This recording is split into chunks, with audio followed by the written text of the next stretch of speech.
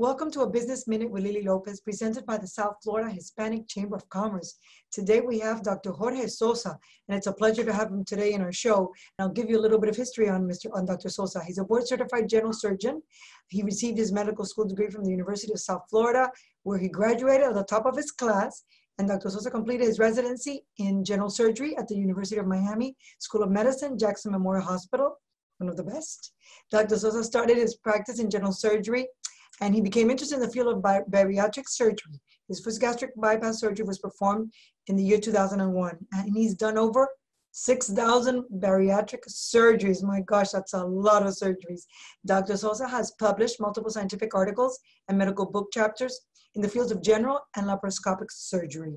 He's been featured in forums including NBC Today in South Florida, Despierta America, Cada Día, the Miami Herald, FIU Magazine, and several other publications. So Dr. Sosa, Jorge Sosa, what a pleasure it is to have you here today on a Business Minute with Lily Lopez. And I see that you just got out of surgery, so the time that you took to be with us really means a lot to us. And thank you so much for your time. So tell me, how is everything in your office? How are you dealing with the pandemic, with your surgeries? Are there any changes? Just give me a regular day in the life of Dr. Sosa in these times.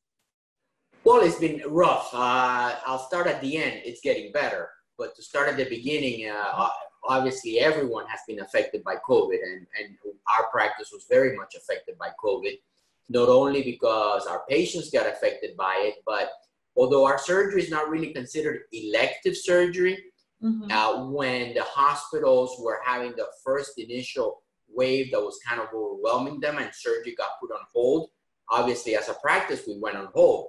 I am pretty much a solo practitioner, small business owner. So when I'm not doing surgery, obviously I'm not earning. And we spent a month without doing any surgery. Plus the employees, right? Your employees. Yeah, it was going to be really hard.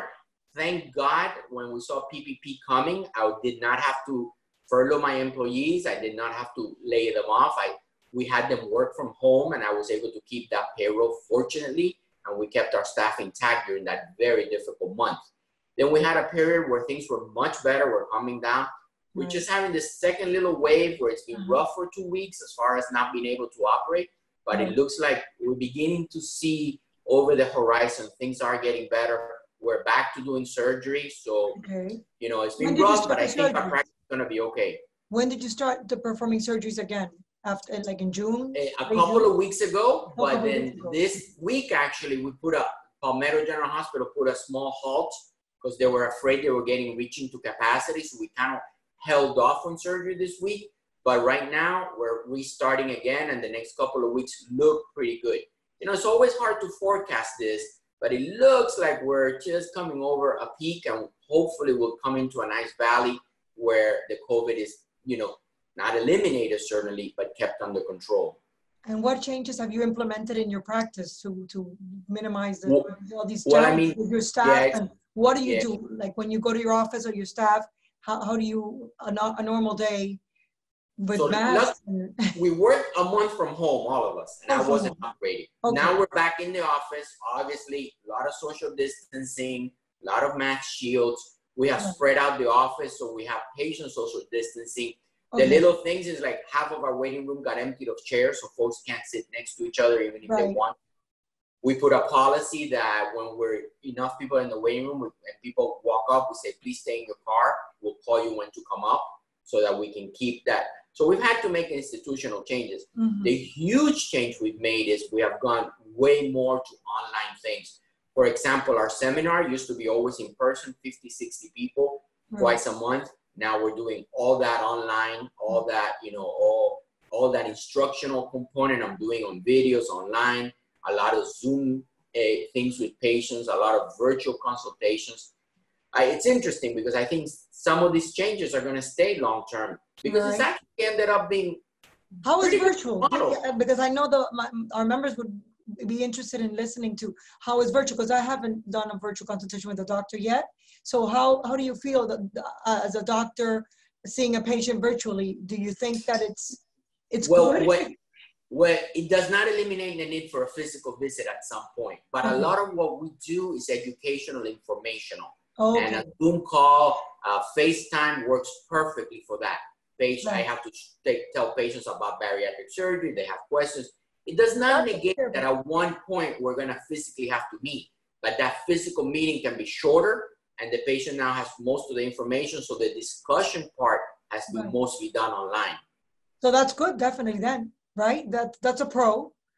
It is. I mean, the cons and the pros and the cons. So in reality, that helps, and you save time also because you're able to see other patients in the hospital. So now you're doing surgery, right, in the hospitals? Right. We're back to surgery. Thank God. How is it in the hospitals? How is it? Because I know people tell me they're scared to go to hospitals. I imagine it's safe. So when you, I gotta tell you, if you ask me what's safer, the hospital or Walmart, the hospital. The hospital. Exactly. We're all wearing shields. We're all very aware. The staff. There are no visitors. So if you're a patient, it's basically you. You're not gonna run into a family of 10 folks visiting somebody. All the patients that are having surgery get tested. So if you're having surgery, we know you're negative because we're not operating unless you're tested. The hospital has done an amazing job of having areas that are COVID positive and areas that are COVID negative. So honestly, the hospital is probably one of the safest environments. And in the long term, how do you see this pandemic, the curve coming down now? And do you think that eventually it'll stay the same, or we're going to have the same peak as we had before in March, and then we went down and up again? It's like a roller coaster, right? So it's really, really hard to forecast. So I'm going to give you my best analysis of the information, etc. I don't think we're going to have another big peak like this, because I think we're getting to the point where we have enough folks that have had it, whether you call it herd immunity or whatever. Herd immunity. It's going to be a lower level in the community constantly, but the high, huge numbers, I think, are behind us. I think long-term, the vaccines are incredibly promising, and this is going to be a disease that gets mostly vaccinated against. It's never going to go away, but it's never going to challenge our society and our hospitals the way it has. It's going to be quite manageable, like influenza is, like, And I wanted to ask you, how do you compare this to influenza? They're different, of course. I know they're very different. And I think the problem is it was a brand new virus, and it basically had to go through our population. I think when it's done at the other end, and unfortunately has done horrible things to high-risk older folks, but when it's all done, this is going to be very similar to influenza long-term, perhaps even less prevalent because more folks will get vaccinated, I hope. So I think this is actually a year from now, we're going to look at COVID is here. It's not as bad as influenza unless you're a high-risk patient, but those folks are all going to get vaccinated, and hopefully like influenza.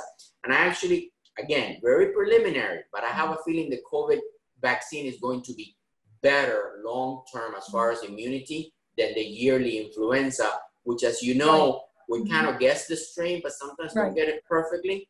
I think the COVID is going to be more efficient in keeping the levels low. Dr. Sosa, you have been so fantastic, and you have really put some light into all of this that's going on, and I like the way that you've described everything, and very, very simple so that our viewers can understand, and the information you provided is valuable. And I know that eventually, and I agree with you, I'm always very positive, and I think that what you're saying, even I don't know much about medicine, but I can understand what you were saying, and the viewers are probably going to be very happy to hear the message that you're giving us. And so I thank you so much for your time. I know you're very busy, but we really value your being here in a Business Minute with Lily Lopez today. Thank you so very much. Is there anything you would like to add to our viewers before we? Just last thing is, we're all in it together. Let's be positive and let's help each other. Thank you. Exactly, exactly. Thank you, Dr. Sosa. Un millón de gracias. Gracias por su tiempo. Un abrazo.